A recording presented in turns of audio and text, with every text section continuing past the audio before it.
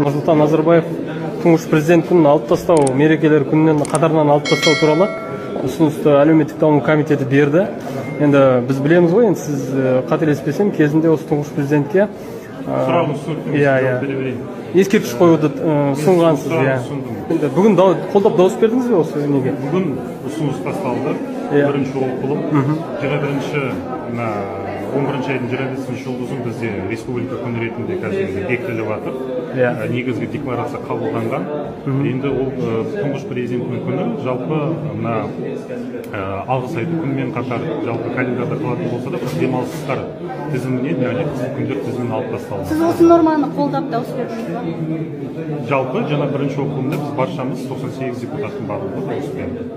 Кезіндегі Назарбаевқа ескерткіш қою туралы ұсынысыңыз бүгін ол бүгін дауыс бергеніңізге кереғар емес деп ойлайсыз ба? Біз қазір жаңа Қазақстанды құрып жатырмыз, сол бағытта жұмыс жасап жатырмыз.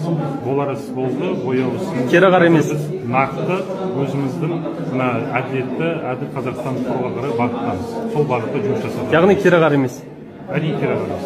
Сізге Нұрсұлтан деген атау жақын ба, жоқ әлде Астана деген қаланың атауы? Жалпы өздеріңіз білесіздер, 2 жыл бойы енді ресми түрде Нұрсұлтан қаласы ол өзгерді, айтып та жүрдік. Кейде Елорда дейміз, кейде Астана дейміз, кейде Нұрсұлтан дейміз.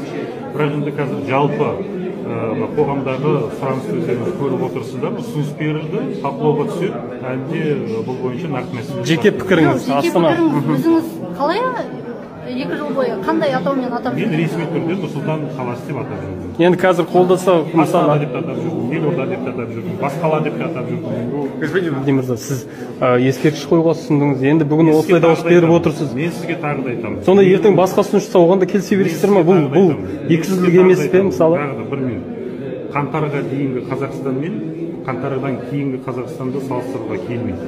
Қазір біз жолдауда да, басқа бағыттарда да өзіміздің негізгі әділетті Қазақстанды құруға, жаңа Қазақстан құруға бүткіл күш-жігерді жұмылдырып жатырған жағдайымыз бар. Қазіргі биліктен де бөлек билік келуі мүмкін, Мәди мырза. Сол кезде бұл мемлекетшілдік қағиданы қалыптастырады. Яғни біздің елімізде жеке басқа табу емес, мемлекетшілдік жалғыз қағида болуы керек. Біз сол бағытта қарай келе жатырмыз. Жеке басқа табыну деп отырсыз. Жоқ, Мәди мырза. Мемлекетшілік тұрғыдан қарап жатырмыз. Жеке басқа табыну. Еліндегі Мәди Ахметов, басқа да Қасым-Жомарт Тоқаевтың басқарып отырған кезде мен бұл жердегі адамға қарсы емес, адамға байланысты емес.